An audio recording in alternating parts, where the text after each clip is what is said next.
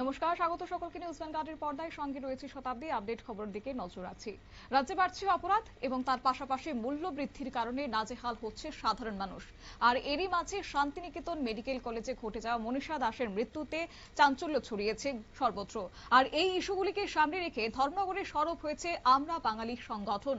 জেলা শাসকের কার্যালয়ে স্মারকলিপি প্রদান এবং বিক্ষোভ কর্মসূচির মাধ্যমে সরকারের বিরুদ্ধে ক্ষোভ উগরে দিয়েছেন সংগঠনের নেতাকর্মীরা।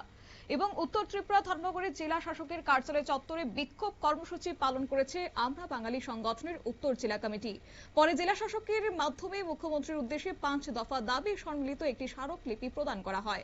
সংগঠনের অভিযোগ যে রাজ্যে আইন শৃঙ্খলা পরিস্থিতি ক্রম অবনতি ঘটছে এবং তার পাশাপাশি চুরি, ছিনতাই, খুন সহ বিভিন্ন অপরাধমূলক ঘটনা সাধারণ মানুষের মধ্যে নিরাপত্তাহীনতা তৈরি করছে। তবে এও বলছে যে নিত্য প্রয়োজনীয় দ্রব্যের অস্বাভাবিক মূল্য বৃদ্ধিতে চরম ভোগান্তির শিকার হচ্ছে সাধারণ মানুষ। দেখুন আজকে কি চিত্র উঠে আসলো।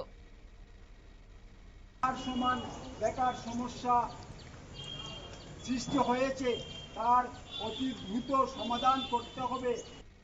না করে যদি ওই উগ্রপন্থীদের পুনর্বাসনের নামে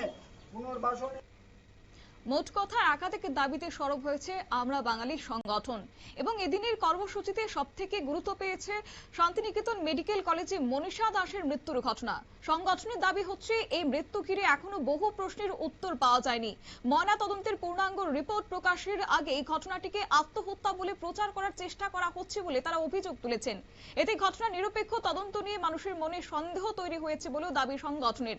তাদের বক্তব্য অনুযায়ী মনীষা দাসের মৃত্যুর প্রকৃত কারণ উদ্ঘাটন উচ্চ পর্যায়ের এবং নিরপেক্ষ তদন্ত নিশ্চিত করতে হবে। পাশাপাশি অপরাধ নিয়ন্ত্রণ, মূল্যবৃদ্ধি রোধ এবং সাধারণ মানুষের নিরাপত্তা নিশ্চিত করতে সরকারের দ্রুত হস্তক্ষেপের প্রয়োজন। স্মারকলিপি প্রদান শেষে সংগঠনের কর্মী সমর্থকরা জেলা শাসকের কার্যালয়ের সামনে বিক্ষোভ প্রদর্শন করেন এবং বিভিন্ন দাবিতে স্লোগান তোলেন। কর্মসূচিতে উপস্থিত নেতৃত্ববৃন্দ সরকারের দৃষ্টি আকর্ষণ করে দ্রুত পদক্ষেপ গ্রহণের দাবি তুলেছেন।